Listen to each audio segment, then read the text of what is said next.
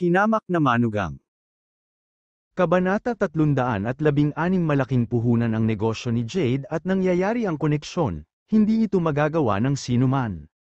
Higit pa rito, sa tulong ng isang malaking boss tulad ni President Zhao, ito ay isang wastong paraan upang kumita ng pera. Ang tubo na 2 milyon sa isang buwan ay higit sa 20 milyon sa isang taon. Habang iniisip ito ni Helena at Zhang Faang, mas naging masaya sila, at mas naging masaya sila. Bumalik sa katinoan si Xu Fugi at mabilis na dinampot ang mansanas na kagagaling lang niya kay Alex Dixon. Maingat niyang pinakain ito kay Alex Dixon. Alex, ano pa bang gusto mong kainin? Sabihin mo na lang sa tito mo, bibilhan ka ni tito. Natuwa lang si Alex Dixon sa serbisyo ng 3 taong ito. Sa anumang kaso, sapat na ang kanyang galit sa Lewis family. Ano ang malaking bagay kung hahayaan niya ang mga taong ito na pagsilbihan siya ngayon?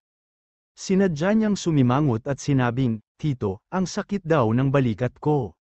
Naintindihan ni Xu Fugi ang ibig niyang sabihin, mabilis siyang naglakad papunta sa likod at minasahe ang kanyang balikat, habang hinihimas-himas niya, nagtanong siya sa paraang pambabala, Alex, angkop ba ang lakas na ito? Oo, ito ay angkop. Tuma-NGO si Alex Dixon at mayabang na inutusan si Helena, Nay, medyo masakit ang binti ko, gumamit ka pa ng lakas. Okay, manugang, si Helena ay parang katulong na babae, walang sabi-sabi, nadagdagan ang lakas niya at nagtanong habang nagmamartaya, paano ito, magaling ba si nanay?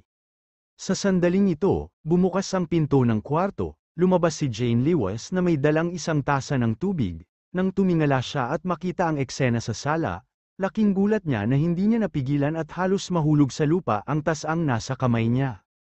Nay, tita, bakit ka nakaluhod sa lupa? At tito, minamasahe mo ang mga balikat ni Alex. Sa sobrang takot ni Alex Dixon ay mabilis siyang tumayo. Tapos na, gusto lang niyang makitungo sa 3 tao na ito na mahilig sa pera, hindi niya inaasahan na makakabangga sila ng kanyang asawa, paano niya ito ipapaliwanag? Bago pa niya maipaliwanag, hindi nasisiyahang sinabi ni Helena, nagsumikap si Alex, ipapamasahe siya ni na mama at tita. Hindi pa nakaka-recover si Jane Lewis sa pagkabigla at nauutal, iyan, hindi na rin kailangang lumuhod sa lupa. Jane, bumalik ka na sa kwarto mo at magpamasahe ka kay Alex, utos ni Helena, kung maglalakas loob kang magtantrum ulit sa kanya, magagalit si nanay. Bumalik din sa katinoan si Jane Lewis, malungkot niyang tiningnan si Alex Dixon at sinabing, pumasok ka, may itatanong ako sa iyo. Ma, papasok na po ako, mabilis na sabi ni Alex Dixon. Masyadong awkward ang atmosphere sa sala, tumayo siya at naglakad papunta sa kwarto, ang masayang boses ni Helena ay nanggaling sa likuran, anak, pagsilbihan mong mabuti si Alex. Pumasok si Alex Dixon sa kwarto at kinakabahang isinara ang pinto. Tumingala siya at nakita niya si Jane Lewis na nakatayo sa harapan niya na may malamig na mukha, parang kidlat ang mga mata nito, nakatitig sa kanya na parabang sinusuri siya. Nakonsensya si Alex Dixon nang tumingin siya sa kanya at mabilis na sinabing, Jane, ngayon lang ako nakakuha ng 20 million yuan business deal para kay tatay, kaya sina mama at tiyo. Hindi ko ito tinatanong sa iyo. Pinutol siya ni Jane Lewis at malamig na nagtanong, sabihin mo sa akin ng totoo, nakikipagnegosyo ba kayo ni Pangulong Zhao sa mga underground na puwersa sa Haicheng? Ano? Natigilan si Alex Dixon. Nang makita siyang natigilan, si Jane Lewis ay may galit na sumangot, malamig niyang sinampal siya. I knew it, di ba sabi ko sa'yo huwag kang makikipag-deal sa underground forces? Bakit hindi ka nakikinig? Alam ni Alex Dixon na mali ang pagkakaintindi niya. Ngumiti siya ng mapait at sinabing, asawa, hindi ko ginawa. Iyon ay isang hilaw na bato na maaaring hindi ng daan-daang milyon, yun bang ibigay ito sa iyo ni Pangulong Zhao nang walang pag-aalala? Si Jane Lewis ay hindi naniwala sa kanya. I think these rose stones must have came from an unknown source, kung hindi, bakit hindi sila maglakas loob na makita ang liwanag? Isang bagay na hindi nawawala ng daan-daang milyong yuan ang nakatambak sa bakuran na parang basura, at walang nagbabantay dito, paano ito naging posible? Siya ay naging mas tiyak na ang mga hilaw na bato ay nagmula sa hindi kilalang mga hamak. Bukod dito, nagbukas din siya ng isang kumpanya, kaya hindi pa rin niya alam ang ilang bagay na hindi nakikita ng mga big shot ang liwanag. Hanggat ang negosyo ay lumaki at lumaki, ang boss ay magkakaroon ng higit pang mga bagay na gagawin sa dilim, na imposibleng makilala siya. Itinaas ni Jane Lewis ang kanyang ulo at malamig na sinabi, "Anyway, dapat mong ibalik ang mga hilaw na bato na ito kay President Zhao sa lalong madaling panahon at subukang huwag makipag-ugnayan sa kanya. Ayaw pa rin namin ng kanyang 20 milyon kontrata." Nakita niya sa hotel ang tiyahin ni Alex Dixon at ang maraming itim na nakadamit na bodyguard. Pakiramdam niya ay komplikado ang pamilya ni Alex Dixon at may kinalaman sa underground forces. Nakita ni Alex Dixon na mali ang pagkakaintindi niya sa kanya, kaya hindi niya maipaliwanag ng malinaw ang bagay na ito sa maikling panahon. Ang tanging nasabi niya ay, "Huwag kang mag-alala. Ang kontratang pinirmahan ni na President Zhao at tatay, lehitimong negosyo ang ginagawa nila." Tuwang-tuwa si nanay ngayon, "Kung bigla mong sasabihin na ayaw mong pumirma, tiyak na magiging hindi masaya, tsaka hindi rin maganda ang negosyo ni Dad sa antique shop. Ano bang masama kung hayaan mong magpahinga si Dad?" Nag-alinlangan si Jane Lewis. Alam niyang maagang umalis si Albert Lewis at araw-araw ay late na umuwi. Buong puso niyang itinapon ang sarili sa tindahan, ngunit hindi maganda ang kanyang negosyo, nawalan pa siya ng pera. Sinamantala ni Alex Dixon ang pagkakataong sabihin, "Asawa, ipinapangako ko sa iyo, kung may makita kang mali sa aming negosyo kay Pangulong Zhao, maaari kang huminto sa pagtatrabaho sa kanya anumang oras."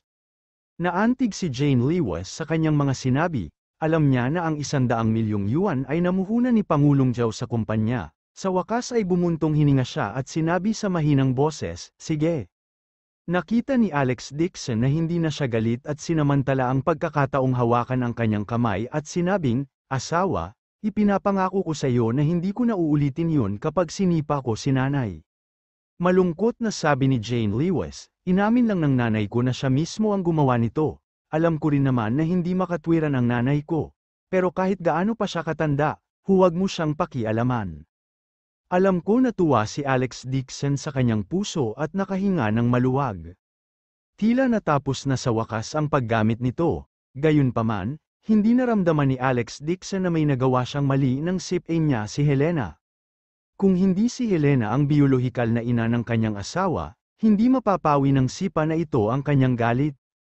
Sinamantala ni Alex Dixon ang pagkakataon para sabihin, "Asawa, hindi ba pinamassage ako ni nanay?" "Gusto mo?" Namula si Jane Lewis at agad na gustong bawiin ang kamay. Si Alex Dixon, gayunpaman, ay mabilis na nag-react, hinawakan niya ang maliit niyang kamay at sinamantala ang pagkakataong yakapin siya. Lalong namula ang mukha ni Jane Lewis, natarante siya at gustong kumawala. Niyakap ni Alex Dixon ang malambot at maislan niyang katawan, natuwa siya at biglang nag-init ang katawan. Si Jane Lewis, nakatatapos lang naligo, ay nakasuot lamang ng isang pares ng silk white suspender pajamas, ang kanyang mga kurba ay cat-angie tangi. Ang manipis na pajama ay damaykit sa kanyang makinis na balat na parang pangalawang layer ng balat, ang kanyang malaking palad ay damaykit sa manipis na baywang ni Jane Lewis, ramdam niya ang makinis at malambot nitong balat sa ilalim ng tela. Isang malabong lemon bath na halimuyak ang lumabas sa kanyang katawan, na humahalo sa kanyang katawan na bango. Uminit ang ulo ni Alex Dixon, niyakap niya ang balingkinitang baywang ni Jane Lewis, at napatikom ang bibig. Biglang naputol ang paghinga ni Jane Lewis, namula agad ang pisngi niya at pati tenga ay namumula. Gusto niyang itulak si Alex Dixon, ngunit ang kanyang katawan ay kasing tibay ng isang bakal na punit. Ilang beses niya itong tinulak, ngunit hindi niya magawang itulak palayo. Unti-unting nanghina ang katawan ni Jane Lewis at tuluyan na siyang nawalan ng kontrol, parang nagliyab ang buong katawan ni Alex Dixon, hindi niya ito makontrol. Humihingal siya at sinabi kay Jane Lewis, "Asawa, bakit hindi tayo?" Kabanata 317. Bago pa siya makatapos, may napagtanto kaagad si Jane Lewis at nahihiyang sinabing namumula ang mukha, "Hindi. Kung gayon hanggang kailan tayo maghihintay?" Hindi napigilan ni Alex Dixon na yamakap sa bewang ng asawa at magtanong. Gusto niyang mapalapit sa asawa, araw-araw siyang natutulog sa sahig, at pagkatapos ng mahabang pagtitiis, hindi na niya kinaya. Ginamit ni Jane Lewis ang kanyang maliliit na kamay upang suportahan ang kanyang dibdib. Bumibilis ang tibok ng puso niya. Nahihiyang sabi niya na namumula ang mukha. Alex Dixon, I chose to marry you. I don't care what kind of person you are, but I hope that you can take care of the family matters. Sa pagsasalita hanggang sa puntong ito, huminto siya saglit, bakas sa mga mata niya ang hiya, pero napakaseryoso ng ekspresyon niya. Kung talagang mag-asawa talaga, baka magkaanak din ako. Ayokong mamuhay ang mga anak natin sa nakakatakot na kapaligiran. Matapos marinig ang sinabi ni Jane Lewis, unti-unting kumalma ang kaba sa dibdib ni Alex Dixon.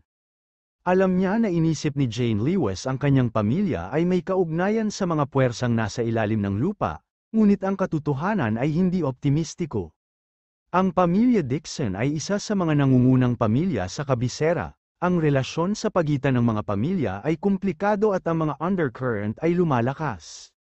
Namatay din ang kanyang mga magulang sa isang sinasadyang aksidente sa sasakyan. Ayaw ni Alex Dixon na ang kanyang asawa, mga magiging anak, at pamilya ay nasa ilalim ng ganoong banta. Hanggat hindi pa nakikilala ang taong nagtatago sa dilim, hindi siya makakapagpahinga ng isang araw. Marahang niyakap ni Alex Dixon si Jane Lewis. Inilagay ang noo sa buhok nito, at taimtim na nangako sa kanya. Huwag kang mag-alala, aayusin ko talaga ang usapan ng pamilya, at hanggat nandito ako, isinusumpa ko na hindi ko hahayaang banta ng sinuman ang kaligtasan mo at ng iyong pamilya. Alex, naantig si Jane Lewis at muling sumubsob sa kanyang mga bisig.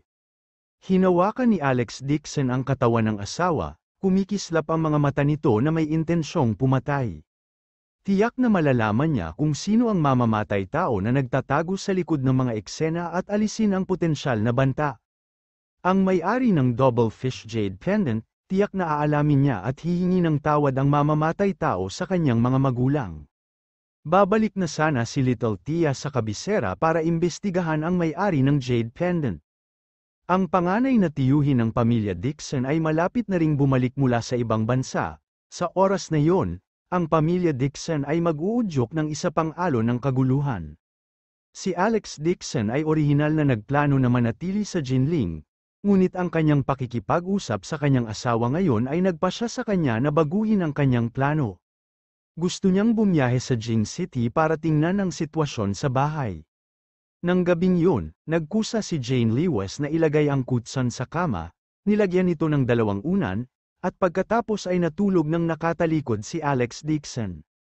Isang mahabang buntong hininga ang pinakawalan ni Alex Dixon. Tila natapos na sa wakas ang kanyang buhay na nakahandusay sa sahig. Nagtipto siya sa kama at hinayla ang kumot sa kanyang sarili. Nakatulog ng patagilid si Jane Lewis na nasa tabi niya, hindi natakpan ng kumot ang kanyang kat-anji tanging kurba. Si Alex Dixon ay parang nasusunog. Patuloy siyang lumulunok sa dilim. Ito ay hindi komportable, bagamat hindi na niya kailangan pang matulog sa sahig, wala siyang magawa kung may buhay na katawan sa tabi niya. Ang pakiramdam na ito ay mas hindi matiis kaysa sa ground bed. Tiniis ni Alex Dixon ang paghihirap at nagpagulong-gulong hanggang hating gabi bago pumikit. Bago siya nakatulog, nagpasya siya na dapat niyang ayusin ang sama ng loob sa pagitan ng pamilya at pag-uwi ni Jane Lewis para makita ang matandang master sa isang maririnig na paraan. Sa oras na yon, hindi na niya kailangang itago ang kanyang pagkatao at sabihin sa kanyang asawa ang lahat. Kinaumagahan, tinawagan ni Alex Dixon si Pangulong Zhao, hiniling niya sa kanya na pumirma ng 20 milyong kontrata sa Ancient Garlic House ng Biyenan. Sa mata ni Helena at ng iba pa, ang kontratang ito ay parang bundok ng ginto. Sa mga mata ni Alex Dixon, ang kaunting pera na ito ay hindi tumanggi ng ngunit pagbanggit. Sa pagkakataong yon, hinikayat niya ang biyenan na maging masaya at sabay na aliwin ng asawa. Ayaw din niya na patuloy siyang sinisipan ni Helena tungkol sa bagay na ito at gumawa ng malaking kaguluhan tungkol dito. Pagkatapos ng kontrata, bumalik si Alex Dixon sa villa. Ang tumpok ng mga hilaw na bato ay dinala pabalik, at ito ay inilagay sa loob ng walang anumang pagbabago. Inutusan ni Alex Dixon si Uncle Lee na bantayan ang pinto ng villa, at pagkatapos ay nagsimulang puno ng jade. Upang makabuo ng isang formasayon ng pagtitipon ng espiritu, hindi lamang nagkaroon ng purong natural na kayamanan na naglalaman ng masaganang natural na dagdag na enerhiya, kinakailangan din na hayaan ang pag-aayos ng enerhiya nito na mapakinabangan. Napatingin si Alex Dixon sa orihinal na bato. Ang mga bato na may iba't ibang laki ay nakatambak sa lupa na parang isang maliit na bundok. Inipon niya ang kanyang sarili na enerhiya at hinampas ang dalawang palad. Isang malakas na alon ng espiritong enerhiya ang agad na lumabas mula sa kanyang mga palad. Sa isang mapurol na tunog ng kaluskos, na para bang hindi mabilang na malalaking bato ang sabay na nabasag, ang mga hilaw na bato na inilagay sa looban ay biglang bumukas, at ang balat ng bato ay nalaglag. Ikinaway ni Alex Dixon ang kanyang kamay at nagpatawag ng bugso ng hangin, na inililipad ang balat ng bato sa gilid. Ang batong balat ng mga hilaw na bato ay ganap na natangay at tinangay ng mabangis na hangin, na nagpapakita ng kristal na malinaw na jade sa loob. Mga piraso ng jade, lawa berde, mapusyaw na berde, ang jade ay nakatambak sa lupa, kumikinang at naaninag na parang kristal. Saglit, ang buong courtyard ay nagbuga ng mahinang berdeng jade light, at ang enerhiya ng espiritu ay tumaas ng husto. Tumingin si Alex Dixon sa paligid. Oo naman, ang mga hilaw na bato na ipinadala ni Boss Wu mula sa Mian State ay lahat ay hindi mabibili ng salapi. Ang jade sa kanyang harapan ay kasing laki ng pineapple honey, at ang mga maliliit ay kasing laki ng melon, maging ito ay ang kulay o ang ulo ng tubig. Ang lahat ng mga ito ay mahalaga sa mga bagay. Anumang piraso nito ay maaaring ibenta ng hindi bababa sa 50 milyong yuan o higit pa. Gayunpaman, kapag ginamit upang puspusin ang spirit gathering formation, ang jade na ito na pinaghihiwalay ng daan-daang milyon ay magagamit lamang upang gamitin ang pinakapangunahing pormasayon. Ang jade lang mismo ay hindi sapat, kailangan itong gawing isang jade spirit. Inangat ni Alex Dixon ang ulo at tumingin sa langit. Isang asul na langit na 10,000 metro ang lapad, walang ulap sa langit, at ang araw ay sumisikat ng maliwanag. Sumigaw siya sa malalim na boses at sinabi sa matigas na boses. Kulog, halika, sa isang iglap, ang maaliwalas na kalangitan ay nagiging madilim at makulimlim. Ang langit ay natatakpan ng maitim na ulap, ang kidlat ay parang pilak na ahas, tumatalon sa pagitan ng madilim na ulap. Umihip ang mga malalakas na hangin sa lahat ng direksyon sa looban, na naging sanhi ng pag-ugoy ng mga puno sa looban. Patuloy ang pagbagsak ng mga kulog mula sa langit, lahat sila ay nagtipon sa nakataas na kamay ni Alex Dixon. Ang kanyang buong katawan ay nababalot ng kidlat, at ang pilak na liwanag ay nagniningning, siya ay naging isang kidlat na tao. Sa gitna ng mga alon ng kidlat, malamig ang mukha ni Alex Dixon, mariin niyang ibinaba ang kamay at sumigaw. Magpahinga ka, agad, ang kidlat sa kanyang kamay ay nag-convert sa isang sinag at bumuhos sa tumpok ng jade. Ang jade pile ay tila nakatanggap ng tugon, at kaagad, ang berdeng ilaw ay lumundag, na sumasalamin sa kidlat sa kalangitan. Ang buong patio ay kumikislap sa pilak na liwanag, umindayog ang mga anino ng mga puno. Ang langit ay napuno ng kulog, at ang langit ay madilim, para bang dumating na ang katapusan ng mundo. Si Tito Lee, na nakabantay sa labas ng patio, ay napawisan ng malamig na makita niya ito. Ang kidlat sa kalangitan ay bumagsak lahat sa likod bahay ng Villa, na naging sanhi ng kanyang labis na takot. Alam ni Uncle Lee na si Alex Dixon ay hindi isang mortal, ngunit hindi niya inaasahan na si Alex Dixon ay may ganoong kakayahan, lalong naging magalang ang kanyang ekspresyon, na para bang tinuring na niya si Alex Dixon bilang isang Diyos sa kanyang puso. Makalipas ang halos 15 minuto, nawala ang kidlat sa kalangitan, ang makakapal na maitim na ulap ay unti-unti ding nagkalat, sa looban ng Villa, kung saan nakatambak noon ang magandang jade, mayroon na ngayong tambak na uling, ang isang malaking tumpok ng hindi mabibaylang magandang jade ay ganap nang nawasak sa pinong jade. Ito ay naging kulay abong itim na graba at kumukulot ang usok. Kabanata 318 lumapit si Alex Dixon, tumingkayad, at hinalungkat ang isang tumpok ng uling, pumulot siya ng isang kasing laki ng itlog at malinaw na kristal na jade bead mula sa basura. Ang jade bead na ito ay tila natipon ng lahat ng esensya ng jade, ito ay malakristal na parang butil, at naglalabas ito ng siksik na nagpapabuti sa enerhiya. Ito ang Jade Spirit na kanyang pinino. Sa 9 Profound Heaven Scripture, ang Jade Spirit ay isang magic weapon na pino ng isang sinaunang immortal. Ito ay nagtataglay ng pinakamakapangyarihang enerhiya, at kadalasang ginagamit upang gamitin ang mga walang kamatayang kayamanan. Ngayon, nais ni Alex Dixon na gamitin ito upang pasiglahin ang espiritual ngunit enerhiya ng langit at lupa at ailatag ang espiritual na pagtitipon na formation. Sa tumpok ng jade na ito na walang daan-daang milyong yuan, 5 jade spirit lang ang napino niya sa kabuuan. Ginamit ni Alex Dixon ang lokasyon ng sangay ng langit at lupa na feng shui formation at inilibing ang mga ito sa ilalim ng villa. Nang ilibing niya ang huli, pakiramdam niya ay nalinis ang hangin sa paligid niya. Tumayo si Alex Dixon at huminga ng malalim. Sa wakas, nagpakita siya ng isang nasisiyahang ngiti. May mga bakas na naglilipat na enerhiya sa hangin, at nagtitipon pa rin ito sa looban. Nabuo ang formation, isang mahabang buntong hininga ang pinakawalan niya at lalabas na sana ng court nang biglang lumingon ang mga mata niya at nagulat siya.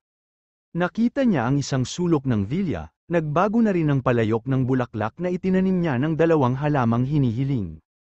Sa orihinal, ang mga bagong damo sa palayok ng bulaklak ay 20 punla lamang, kahit gaano pa sila dinilig at pagpapataba ni Uncle Lee, hindi sila tatubo. Gayunpaman, noong dinadalisay ng kidlat ang jade, naisip din ng 2 sidlang na ito ang nagdudulot ng enerhiya ng langit at lupa. Sila ay lumaki at naging malambot na mga sanga na 1 pulgada ang haba, 5 o 6 na malambot na dahon ang nakasabit sa mga sanga. Ang 2 seedlings ay berde at translucent. Ang mga patak ng hamog sa mga dahon ay naglalabas din ng mga siksik na nag-aayos ng enerhiya. Nakahanap kaagad si Alex Dixon ng isang basong bote na karaniwang iniinom ni Uncle Lee sa villa at maingat na kinokolekta ang mga spiritual dose sa mga dahon. Ayon sa 9 Profound Heaven Scripture, ang spiritual dose na ito ay nagkaroon ng epekto ng pagbuhay sa mga patay at maaaring gawing dekalidad na medicinal pill. Sayang lang at kakaunti lang ang spiritual dose, at kalahating bote lang ang nakolekta niya. Iniligpit ni Alex Dixon ang bote ng salamin at naglakad palabas ng villa. Pagkalabas niya ay natigilan siya at sinabing, "Tito Lee, bakit ka nakaluhod sa lupa?" Nagmamadaling tumayo si Uncle Lee na nanginginig sa takot, tumingin siya kay Alex Dixon ng may paggalang at nahihiyang sinabi, "Boss Dixon, kanina ka pa nagpapatawag ng kidlat sa likod bahay, natakot ako sa lakas ng langit at hindi ko napigil ang lumuhod sa lupa, hindi ko akalain na gagawin ko. Mapalad, na makapaglingkod sa isang walang kamatayan sa aking edad, ito ang swerteng nalinang ko sa kanilang buhay." Nakakatawa si Alex Dixon at sinabing, "Mortal lang ako, hindi divine immortal, huwag mong sabihin kahit kaninong nangyari kanina, at saka, kailangan kong bumiyahe sa Jing City, tulungan mo akong bantayan ang villa at huwag papasukin ang anumang random na tao, maaari kang magtanim sa villa kapag libre ka, tutulungan ka ng kapaligiran dito sa paglinang." Kung ang isa ay nanatili sa spirit gathering formation sa mahabang panahon, kahit na ang isang mortal ay magiging malakas at mabubuhay ng mas matagal, kung mayroong isang magsasaka, ang kanyang lakas ay tataas ng husto. "Boss Dixon, kahit ipagsapalaran ko ang aking buhay, siguradong aasahan ko ang villa na ito," mataimtim na sabi ni Uncle Lee. Nagkamali siya noong nakaraan, sa pagkakataong ito, hindi na niya papasukin ang sinuman. Tuma-ngo si Alex Dixon at lumabas ng villa. Habang naglalakad, tinawag niya si Dixon Shenlan. "Little tita, babalik ka ba ngayon sa capital? I'll send you off." Nasa hotel si Dixon Shenlan nang sabihin niyang, "Hindi mo kailangang ipadala ang flight ko sa hapon, may mga bagay pa akong dapat asikasuhin, kaya aalis na ako pagkatapos ko." Hindi niya sinabi kung ano ang gusto niyang gawin. Ayaw magtanong ni Alex Dixon kaya ibinaba na niya ang telepono.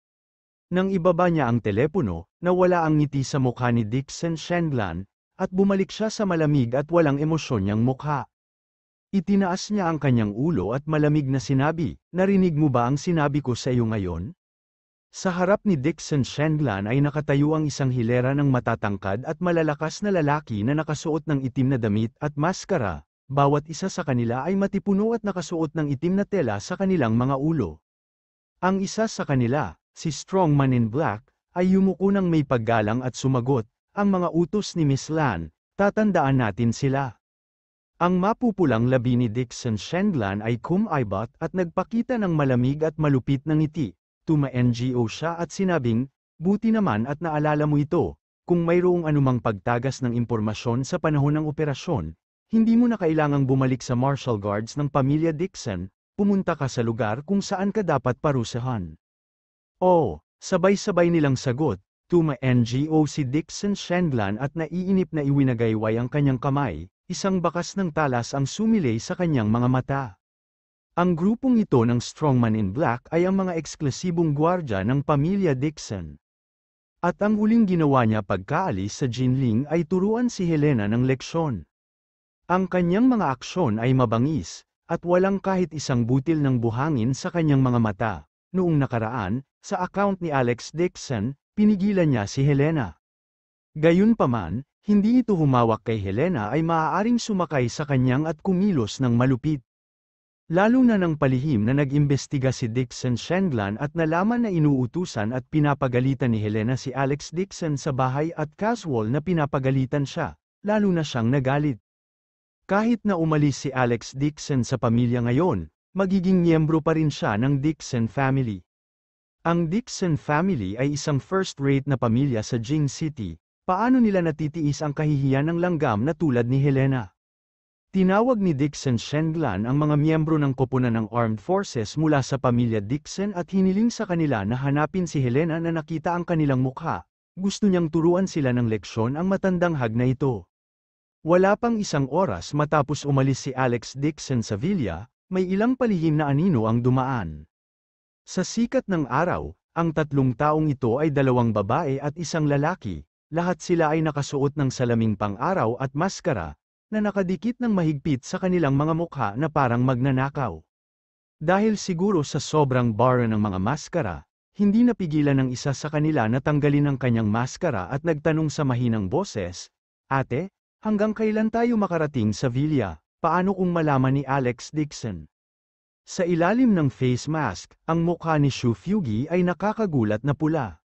Nang matapos siyang magsalita, tinanggal din ng katabi niya ang maskara at pabigla-bigla na nagsalita, "Ano ang kinakatakutan mo?" Si Alex Dixon ay kasing duwag ng aso sa harap ng eldest sister, kahit na malaman ito ni eldest sister, papagalitan siya at hindi man lang maglalakas loob na umutot. Ang taong nagsalita ay si Zhang Faang, hinubad din ng isa sa mga katabi niya ang maskara niya, nakitang-kita ang pawisan na mukha ni Helena. Napabuntong hininga siya habang nasusuklam na sinabi, basura lang siya, kung hindi dahil sa takot na hindi gagana ang 20 milyong kontrata, diretso kong sipay ng pinto at inilalayo ang hilaw na bato. Tumingin si Zhang Faang sa langit sa takot, ngayon lang, biglang nagbago ang langit at patuloy na kumulog, "It scared me to death. I'm afraid that God knows that we are going to steal the raw gemstone from Alex Dixon's villa and was warning us, right?" Ano ang kinatatakutan mo? Nagbabago lang ang panahon. Sambat ni Shu Fugi at lumingon sa pambabale kay Helena, "The best pa rin si kuya, yayaman ako kay ate. Tara na, magnakaw tayo ng hilaw na bato." Isinuot ni Helena ang kanyang maskara, ipinagmamalaki ang kanyang kamay, at naglakad pasulong. Kahapon, nalaman nilang ang hilaw na gemstone sa bakuran ni Alex Dixon ay kay President Zhao pala, sobrang ayaw nilang tatlo. Nang malapit nang makarating sa kanilang bibig ang isang piraso ng masarap na matabang karne ay bigla itong inagaw ng ibang tao. Paano nila bibitawan ang bagay na ito gayong sa ibang tao daw ito? Kaya naman, sina Helena at Shu Fugi, ang mag-asawa, ay agad na gumawa ng desisyon pagkatapos ng ilang pagsasaalang-alang, iyon ay tumakbo sa villa para makawin ang hilaw na bato. Kabanata 319. Isang matandang lalaki lang ang nakabantay sa pinto sa villa. Matanda na at nahihilo. Higit pa rito, hindi alam ni Alex Dixon na ninakaw niya ang hilaw na gemstone, walang pakialam si Helena kung paano niya sinabi kay Pangulong Zhao, sa anumang kaso, siya ay nagmamalasakit lamang tungkol sa pagnanakaw ng hilaw na batong pang-alahas. Kung nakagawa siya ng isang piraso, maaari itong ibenta sa halagang 10 milyon. Palihim na tumakbo ang isang grupo ng mga tao papunta sa likod bahay ng villa. Sa pangunguna ni Helena, maayos na nakarating ang dalawa sa likod bahay. Kinuha ni Helena ang susi ng villa na ninakaw niya sa kwarto ng kanyang anak, binuksan ang pinto sa likod, at tahimik na pumasok. Bilasan, mabilis na hanapin ang hilaw na batong pang-alahas, hinimok ni Xu Fugi ang kanyang asawa. Mabilis na kumilos si Zhang Faang na parang magnanakaw at hinanap kung saan-saan. Parang daga silang tatlo, naghahanap kung saan-saan sa villa, akala nila invisible sila, pero hindi nila alam na nahulog silang lahat sa monitoring system ng villa. Tiningnan ni Uncle Lee ang surveillance video, at parang sasabog ang ulo niya. Biyenan na naman ni Boss Dixon, wala siyang choice kundi ang toaga si Alex Dixon. Boss Dixon, dalawa pang tao ang dinala ng biyenan mo sa villa, parang nagnanakaw, hindi, may hinahanap siya, baka raw ba to iyon? Wala siyang lakas ng loob na gamitin ang salitang magnakaw, sa huli, si Helena ang biyenan ni Boss Dixon, at ang ninakaw nito ay mga gamit din ng kanyang pamilya. Papunta si Alex Dixon sa kumpanya nang makita niya ang video na ipinadala ni Uncle Lee, pakiramdam niya ay walang magawa. Masasabi niya sa isang tingin na ang tatlong taong ito ay ang kanyang biyenan, tiyuhin, at tiyahin. Nagbihis pa sila ng ganito, halatang nandito sila para magnakaw ng mga hilaw na bato. Walang magawang sabi ni Alex Dixon, huwag mo silang pansinin. Itago mong mabuti ang flower pot ko, kung sakaling hindi mahanap ni Helena ang hilaw na batong hiyas at mailabas ang galit niya sa aking villa. Hayaan mo na lang silang hanapin ito sa villa. Ang biyenan ko ay huwag kang susuko hanggat hindi niya nakikita ang Yellow River. Kung hindi siya darating ngayon, siguradong maaalala niya ito sa darating. Kapag sila ay napagod, masasabi mo sa kanila, ang hilaw na bato ay dinala ni President Zhao. O tama, huwag mo munang sabihin sa kanila, pagpagod na sila sa paghahanap at kalahating patay. O, makalipas ang 2 oras, pagod na pagod si Helena kaya minulat niya ang kanyang mga mata at napaupo sa lupa. Hingal na hingal, nababalot ng dumi ang buong katawan niya, nababalot ng itim na piraso ng bulaklak at pawis ang mukha niya. Si Zhang Faang at Xu Fugi, na nakaupo sa tabi niya, ay hindi mas maganda, sila ay pagod na parang patay na mga aso. 2 oras silang naghanap, ngunit wala silang nakitang kalahating hilaw na bato, sa halip, pagod na pagod sila kaya gusto nilang mamatay. Big, kuya, bakit wala tayong nakitang hilaw na bato? Di ba sabi nila na ipadala na nila ito pabalik sa villa? Humihingal si Xu Fugi habang nagsasalita, tuyong-tuyo ang kanyang lalamunan, at hindi pa siya nakaranas ng ganitong uri ng parusa noon. Paano ko malalaman? Galit na sabi ni Helena, ang basurang ito ay hindi may tatago ng ganoon kabilis. Si Zhang Faang ay nakahiga sa lupa habang nakataas baba ang kanyang mga paa habang walang lakas na sinabi, ako, hindi ko na kaya. Not to mention her, pati ang lakas ni Helena ay pinisil na tuyo.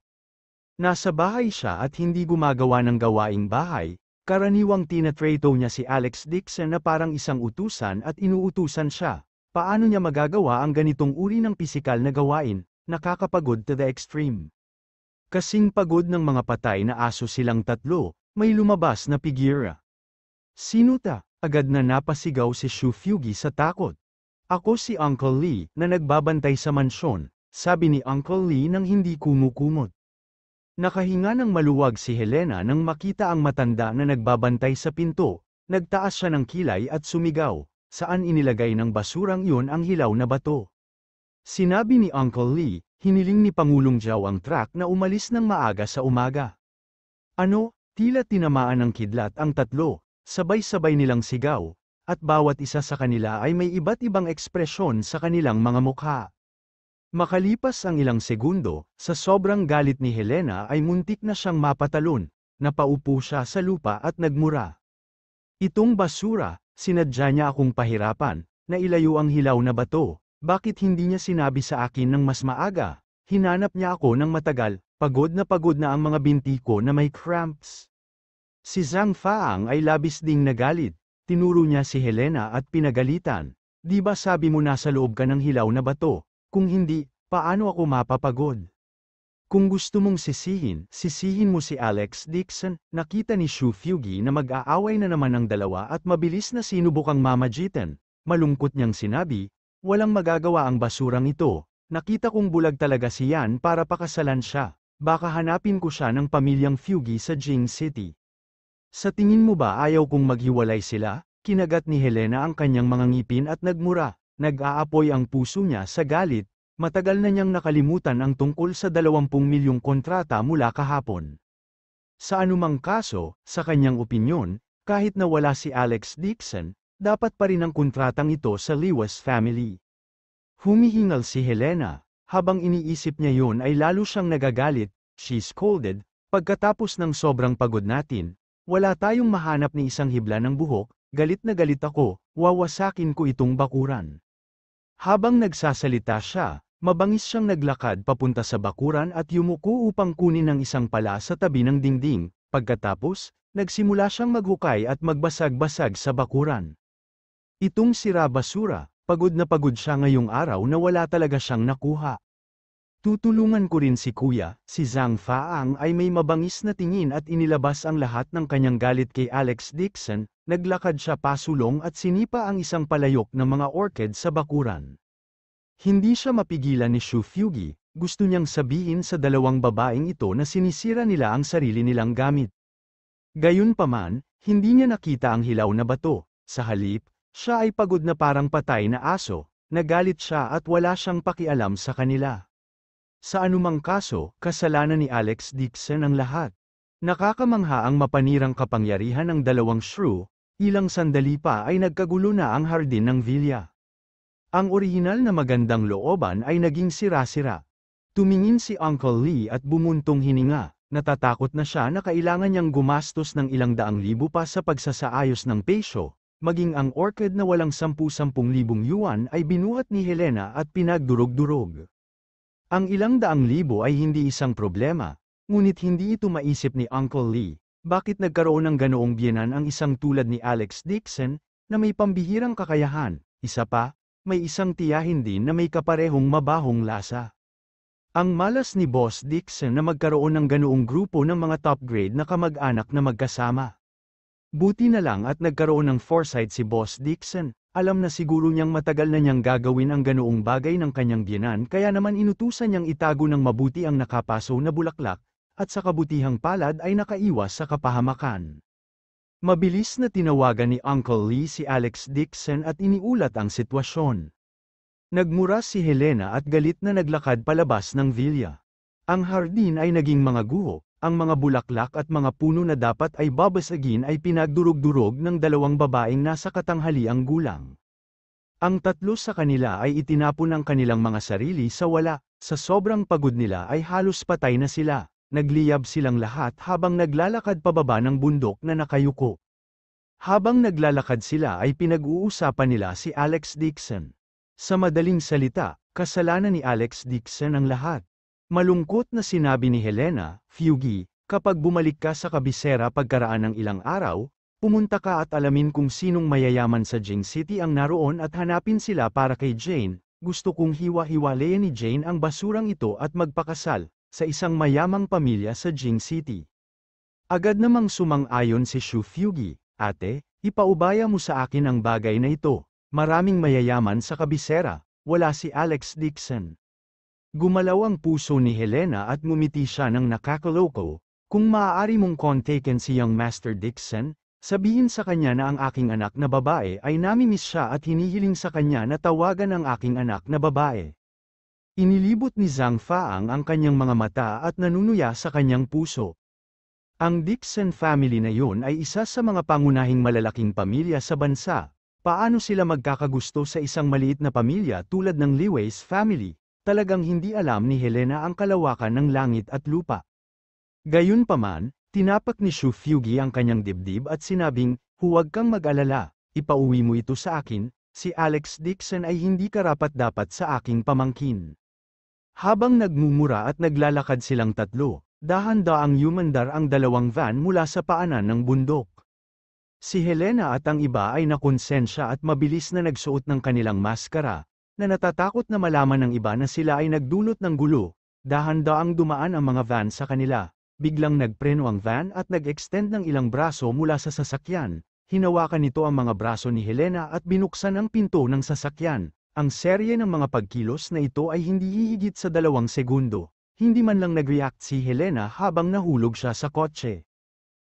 Kabanata 320. Natakot si Shu Fugi at tatakbo na sana palayo. Ngunit bago pa siya makahakbang, may ilang braso pang umabot mula sa kanyang likuran at kinaladkad siya at si Zhang Faang papasok sa kotse. Wala pang 1 minuto mula sa harap hanggang sa likod.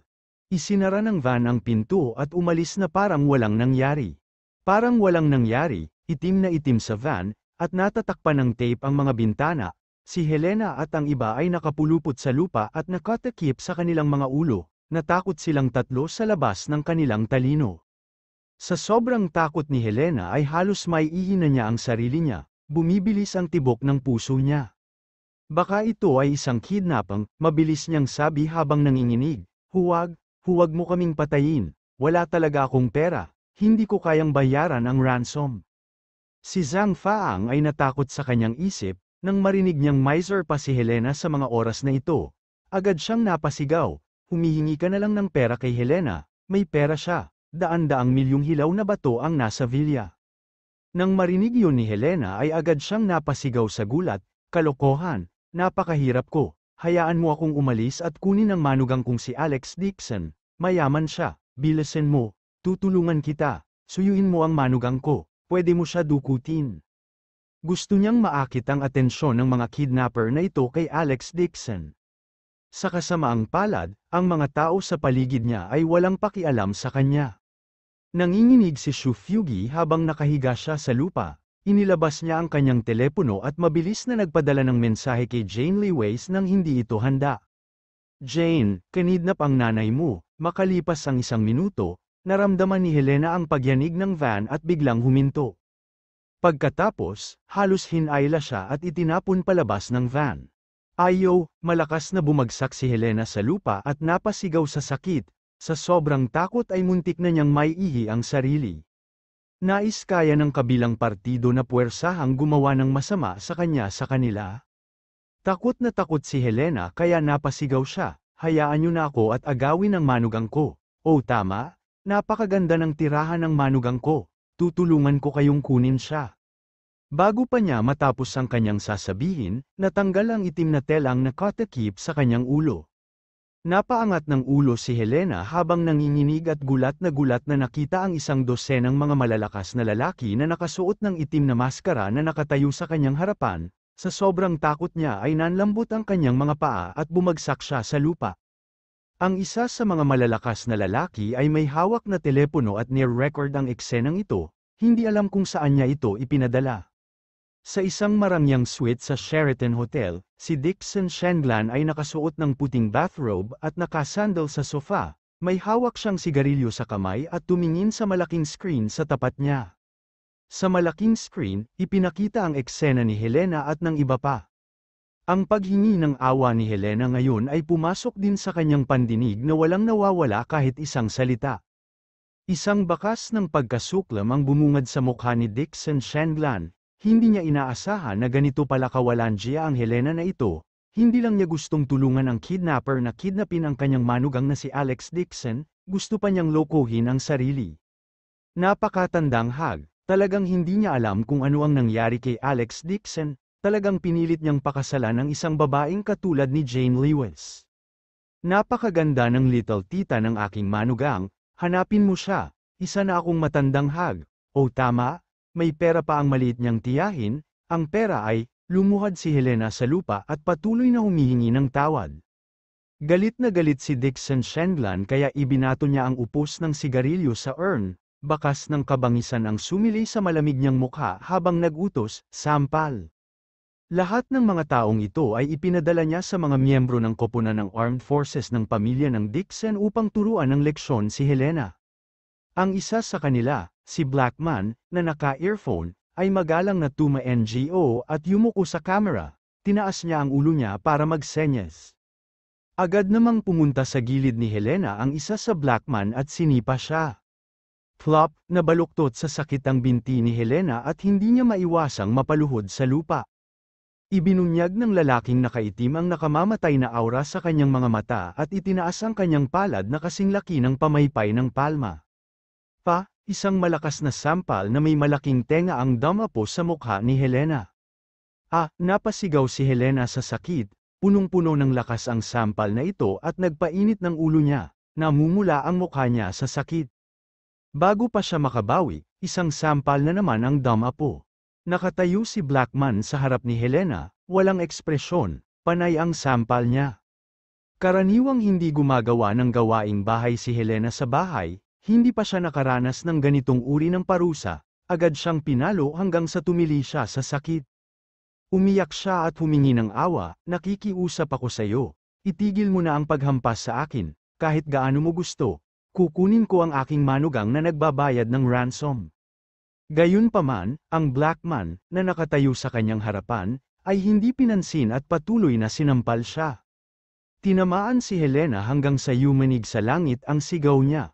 Umalingaw-ngaw sa likod ng bundok ang malinaw na tunog ng sampal, namamaga ang pisngi niya at may dugo sa gilid ng bibig niya. Ito ay lubhang miserable. Sinampal ng Blackman ang 20 hanggang 30 beses sa isang hininga. Si Xu Fugi at Zhang Faang, na nasa tabi niya, ay natakot na sa labas ng kanilang talino, bago pa makagawa ng iilang Blackman na ito. Agad na lumuhad sa lupa ang mag-asawa at yumuko para humingi ng awa. Sinabi ni Xu Fugi na may malungkot na mukha, "Mga Ginoo, mangyaring iligtas ang aking buhay na aso, sabihin mo lang sa akin kung gaano karaming pera ang gusto mo, ibibigay ko sa iyo ang lahat ng mayroon ako." Sa hotel, nginisyan si Dixon Shenlan at nag-utos, "Stop, tanungin mo si Helena kung alam niya ang pagkakamali niya." Pinigil ni Blackman ang kamay niya at sinigawan si Helena, "Mabango misis, alam mo ba ang pagkakamali mo? Alam mo ang mga pagkakamali mo." Gulo-gulo ang buhok ni Helena at nanginginig na sabi niya, "Ako, ano bang nagawa kong mali?" Lumubog ang mukha ni Dixon Shenlan at sumigaw siya, "Tamaan." Nang walang sinasabi, sinampal ng Blackman si Helena. I was wrong, nakikiusap ako kay Lolo na iligtas ang aking buhay." Nakatanggap pa si Helena ng ilang malalaking sampal at sa sobrang takot ay napasigaw siya at umiyak. Ngumiti si Dixon Shenlan bilang kasiyahan at hinayaan si Blackman na kunin ang telepono. Tinanong niya, "Ano ang mali dito?" May voice changer na naka-install sa phone kaya hindi ito marinig ni Helena. Nanginginig ang buong katawan ni Helena, hindi niya talaga alam kung ano ang ginawa niyang mali. Anyway, kahit anong gawin niya, akala niya hindi mali. Kahit may nagawa siyang mali, kasalanan pa rin ni Alex Dixon.